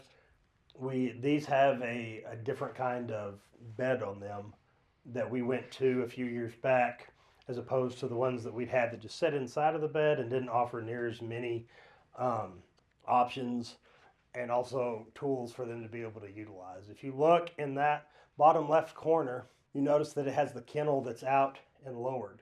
And actually, one of them can place like a larger dog inside of that and then raise that up instead of having to pick it up and throw it in there. It makes it where I'm not as worried about them getting bit. Because, that's a very vulnerable time when you're picking up a dog like that. Or, and y'all seen some of the bigger dogs, but, hurting their back because they're trying to throw a dog in there. If you've ever attempted to put a Irish Wolfhound, which is a very large dog, or a Rottweiler that weighed, I think, 167 pounds, up into the bed of a truck that had the box in it, it's not comfortable. Which one of the other great things that through research and things that they had found that we've implemented is they also have a device in there now that sanitizes the box. So when they get finished with the dog and you know how it is, they pick an animal up off the street, you don't really know much about that dog. And they take it to the shelter, which we'll get to that in a second. But inside of that, once they do that, they have that in there that can run and help sanitize that to hopefully get rid of any germs or to carry any diseases from animal to animal, or with issues we've had in the past, into our shelter. Now they do testing for things like distemper, because we've had a couple of distemper outbreaks in the last few years, and it's terrible because we have to kill every dog in the shelter. So you run into that. Well, we have a whole bunch of wonderful adoptable dogs, but with a distemper outbreak, and we have to control that through the work of them. We had that problem happen a couple of times, and they went out and they researched and they put together a plan and they presented it to me, and I said, that's amazing, let's do it. So what do we do now? We test for distemper before we put any dog inside the shelter. It's a pretty simple idea, a little bit of cost associated with it, but a whole lot cheaper than having to kill the whole shelter because we have an outbreak of distemper. So it's a constantly evolving thing where they're always coming to me with new things that through their duties or through their training or through their work that they've found that help them better serve the community, which makes it even better for us. So they don't only deal with the dog when he gets out of the yard. I have got to see some really cool animals in my time here because they always either will bring them to me in person or show me pictures of them later. But some of the things that they've come across are up here. And I think most, if not all of those, are actually our pictures of different critters that we have come across. The baby possum, the bobcat's mine. I know the one was Daryl's. Correct. The possum. But the owls were cool. So you ask, okay, we find an injured owl. So what do we do with it? We take it to the shelter and we put it in a dog kennel. No, not really. We have several, but one of our wonderful resources we have here in the Panhandle is the Wildlife Refuge in Emerald. And we have volunteers that my guys have a wonderful relationship with, and they call. And they say, hey, I have an injured owl. And they're like, hey, I'll have one of the volunteers come get it. And they take it, they work, if possible, to rehabilitate it, and then they release it back into the wild. So even when they come across things like that, they still attempt to do what's best for that animal to be able to let it go. Just some numbers from them. 1,418 calls for service. Once again, that's somebody calling them with an animal-related issue. For a town our size, that's actually quite a few. 1,132 animals impounded. We have a 60% live release rate goal. And I will say that through the work that they do, they normally are able to get really close to or exceed that number. But it's because of the work that they put into it, trying to get the dogs adopted or the cats adopted or the animals transferred somewhere where they can be taken care of where we don't have to euthanize them. Also on that, they have 51 different rescue groups that they work with to try to place these animals in other places so they can be adopted out. Bites and rabies. This is something, not necessarily the rabies side of it, however, it's a concern always, but something they have to deal with a lot is dog bites or animal bites. So is that for the year 39? That seems low. Probably year to date. That number seems a little low to me. I do know last year we did have less bites than before. Which is a positive. That's something we're going for. We're not 100% sure. I know, I have 4 this month. I know, and it ebbs and flows, and it changes with. And it's another thing that when it warms up, the weather warms up and gets nice. More people are out. You have more instances of that problem. It follows what we deal with all of the seasons as well. So 100%. no one calls whenever school's out, dog at one. Because Yep. kids are running in and out. They get scared more, dogs. So your high-risk rabies carriers, skunks, foxes, bats, coyotes, raccoons. Low-risk carriers, which I always thought this was interesting when I first learned about this, is rodents and opossums, which they could explain all the science to it, but I thought that was really cool about an opossum. Because one time I found one out patrolling, and it was acting to me like something that had it had rabies. And I called them, I said, dude, I think this opossum's got rabies. It's daylight, it's out here walking in circles like it's drunk, like it's weird. And it was actually trying to deter me away from its babies. And then that was where I learned that they actually have a really low instance of rabies in them due to their physical makeup. Their temperature's low. Yes, correct. Opossum is the reason why they are low-risk rabies carriers because their core body temperature is too low To for support the the disease disease. to actually catch hold. Which is interesting. Unlawful restraint. This is something the law changed on a few years ago, but you can't keep your dog on a chain in the yard, period. And unfortunately, even though that's been law for 4 years now, we still have instances of this as a problem. And it is specifically the chain link chain. Yeah, an actual chain. And there's multiple reasons for that. If your dog is outside, it has to have shelter, which is a way to either get out of the elements, get out of the sun. You see an example of shelter right there. You have a doghouse. It's a great one. Or even just something that's covered that they can get under. They have to have water, which, I mean, is kind of a no-brainer. But you'd be amazed how many times my guys get calls or they're out and they see the dog in the backyard with no water, no shelter, no nothing. That poor dog's just out there in the elements. So something to be mindful of. Be a good pet owner. I'll tell you the caveat to it is that shade and shelter, it's shade, shelter, water. Shade and shelter are not the same thing. If y'all have questions, y'all just call us. And that's another thing. They're great. If you have a question about something, a new law comes out with the animals or whatever, they're who I ask. Hey, explain this to me because the writing of this doesn't make sense. They're a plethora of knowledge on that. And to maintain their certification, they're constantly going to trainings to learn more and to make sure they understand things. So don't always, and that goes to the police department too. You have a question about a law? Hey, can I leave Brahms and go left? No, why not? I don't understand that. Call. One of my guys will be happy to explain it to you. Can't cross the center line of the highway within 150 feet of a traffic control device. And there's double lines, there's a sign, and you're within 100 feet of an intersection. All of those things together say you can't go left right there. But, and that's the reason is because if you ever see the person leaving Brahms and the nice person in the outside lane, God love them, stops to let them out, but instead of going right into that lane like they need to, they want to go left and they pull out, and then the car in the inside lane that's not stopped for them T-bones them. That happens so often because of that. And back to my, was this my soapbox last week? If you freaking turn right, you can go around the clover leaf and get turned around without ever having to wait. So just freaking go right, take the little clover leaf and then loop come back up. That's exactly what a clover leaf is meant to do, and loop back around. Compliance, obviously, again, voluntary compliance is what we're after in this. Okay, we want you to do what you're supposed to, be a responsible pet owner, so then that way we don't ever have to intervene. And that's through, their big things, education. Like I said, you have a question, go. They have community events constantly. If you follow our city Facebook page, always, at least it seems like once or a couple of times a month, these guys have another community event where they're out giving away microchips, shots, education for whatever with animals. They're constantly doing outreach programs to try to educate our people and make sure that you're the best, Including most stupid responsible. Parties. Yes. So we have made it. We make it a new fun game. Y'all made that, not. I did it. Deidre, if y'all have got to meet our Somebody did that just because they like to make me say it in front of our freaking... community engagement coordinator, Deidre. If you haven't met her, you will during the course of this. And Deidre's awesome, and she's hilarious. And Deidre and I discovered like 2 years ago that it's fun to make Garrett when he does his council report. If we have an event with a P-A-W-T, a party, he has to say it.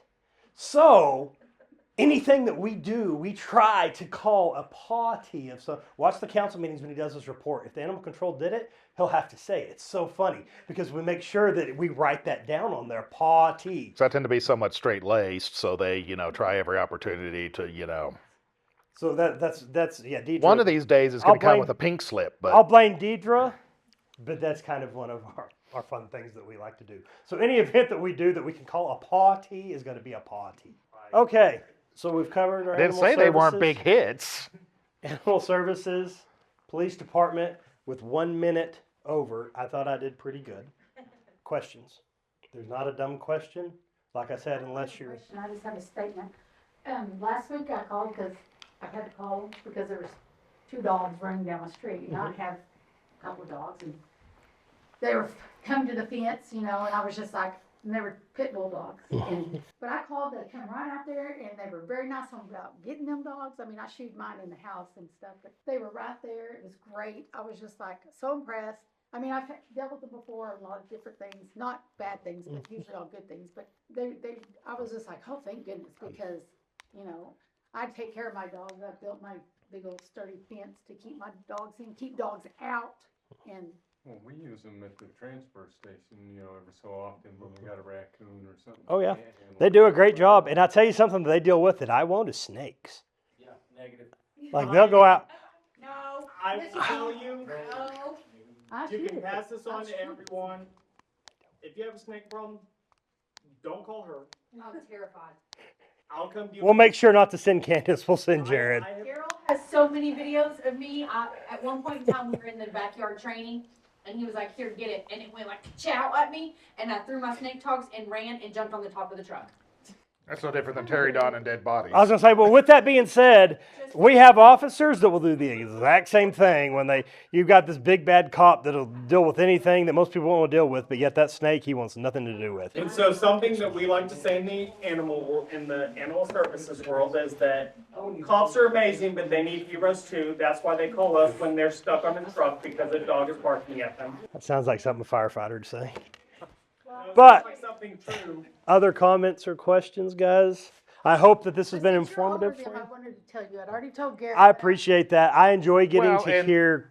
What I would say, positive like, interactions it's back. hard, like the police and animal services, and really code enforcement, any enforcement division, generally the people that have issues are either A, on the receiving end of the enforcement action that they don't think they should have to comply with, or they didn't understand the legal restraints that prevented the action that they thought you should have taken. Yeah. And the vast majority of all complaints are that, because, well, why you just let them go? Well, what, and we talk about that like they're doing drugs, you need to go in there and search their house. Okay, well, do you have some pictures or some evidence? Well, no, I'm just telling you they're in there. Well, okay, what if he told me that you're doing drugs and I wanted to go into your house? Well, but I'm not doing drugs, you can't go into my house. I'll be like, "Come on." But you just said I should go into his house based on your word. Well, yeah, because I'm not a doper. And like we talked, there's difference between knowing something and proving something. And that's where being the good witness. And, you've heard me say this a lot, probably already, but, everything we do with the community is a partnership. Like, if you're upset about the car being loud or littering at Huber Park, take a picture. We can help you file a complaint. We can't be everywhere. We can help you file a complaint. You talk to somebody, hey, if you get a camera, you see that, take a picture. We can come file your complaint. Well, that's not my job. That's your job. Well, you don't want to pay the taxes that it would take for me to have a cop in Huber Park 24 hours a day, 7 days a week. So, there's a balance there. If you got a Ring camera's cheap now. Put the Ring camera up. And most people don't understand. Just start videoing. Keep in mind that Who is not doing this? any citizen can file a complaint against somebody in municipal court if you have the proof. You can swear to it, and we can bring them in, and then we can enforce it. A law enforcement officer cannot enforce a misdemeanor offense that they did not see occur in their presence.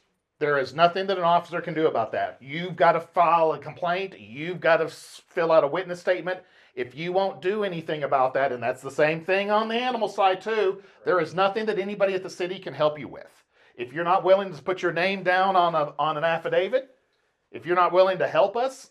And that's like if you call in because neighbor so-and-so's dog's running down the street, and my animal services officers get there and the dog's back in the yard where it's supposed to be, they can't write them a ticket off of that. Now you can go to municipal court and swear to, hey, his dog was running at large, and they'll take you down there to the court and help you through the process, but they can't swear to Take a that because picture they of it. didn't see it. Then you take the picture with your statement, and then the judge will do something. If you just go down there and say, I saw it at large. The number one statement that we give to people in situations like that is we have to tell them.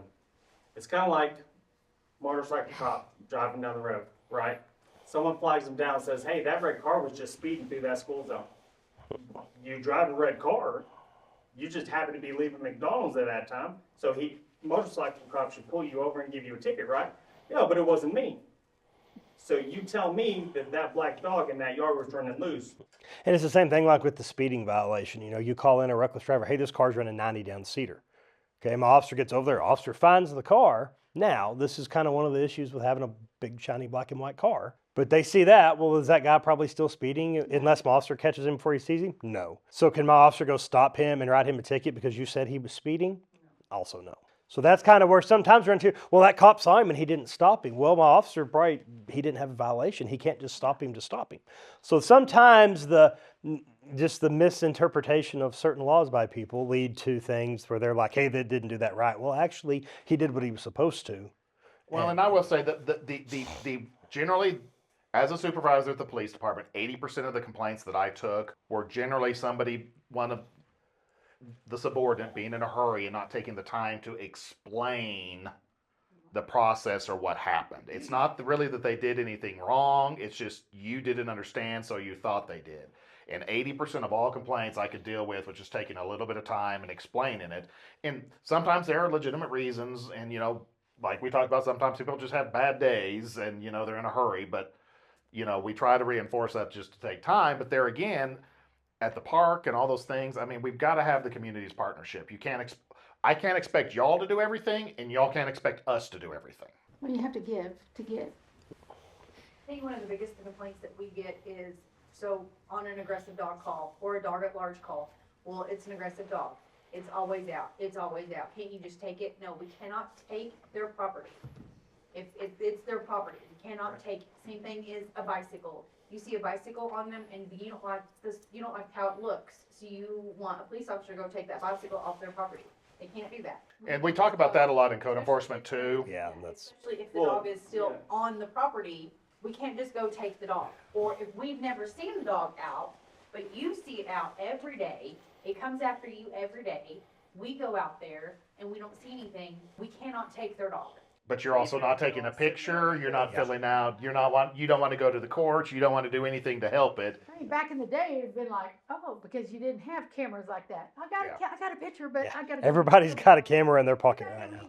Well, back in the day, Yeah. apparently they just shot them all. Well, and Texas, and when we get into code enforcement, we'll talk about this a lot too, but Texas is a property right state. So property owners have a lot of rights in Texas because it's our property. And that's where a lot of it breaks down, because there again, on code enforcement, well, that you need to make them clean up their junk. Well, they don't think it's junk. Well, it's the same thing with dogs and animals and stuff like that. As of right now, the state of Texas sees them as property. So they are just as much your property as, like she said, your bicycle. So guess what? Your dog sitting on your porch, is it still an ordinance violation? Yes, it is. Can we give it a citation? If we see that, yes, we can and we will. But in the same sense, people get mad at us because we're like, how come I don't walk up to that porch, take that dog, throw it in my truck and leave? Because that's that. Well, and the Animal Services Division is no different than the police department, where I want us to be gaining voluntary compliance and to be working with the community, not just out stroking everybody a ticket. And they're great about that, where they try to educate people, try to give you opportunities to do what you're supposed to. But at the end of the day, if we're not getting the compliance we need out of that, well, then we have to go to other methods. So, any other questions? Are y'all doing this, like the CNR? Are y'all doing that, or is it just the 806 over, Amy over in? We didn't get the grant, so it filled up too soon. Now they have put the request in for a little bit of funding for that in the next budget year. I have not gotten far enough along in the budget process to see where that's at. I would imagine, based on some of the council feedback, and particularly one that is very strong on that we will fund some of that to a certain degree. Like, I haven't even seen how much they've asked for it yet, because I'm not that far along, but there will be something in there for it. It's just a matter of, is it going to be for 5 or 25 or? Because, like, we have someone that has, their garage is kind of, they got a board that holds it open, and it's feet in there, and there's lots of cats. And I just want them not to reproduce them. And next week, we're at the fire You should station. always just follow you. Y'all get to see the recliners and the TV and the Xbox. Yeah, they have a nice room. We use the workout room, so. Right. Did you learn anything? I don't know. Did you learn anything? Okay, good. I'm just trying to make sure you didn't sit here for 2 hours and not learn something. I don't want you to be wasting your night. Thank you.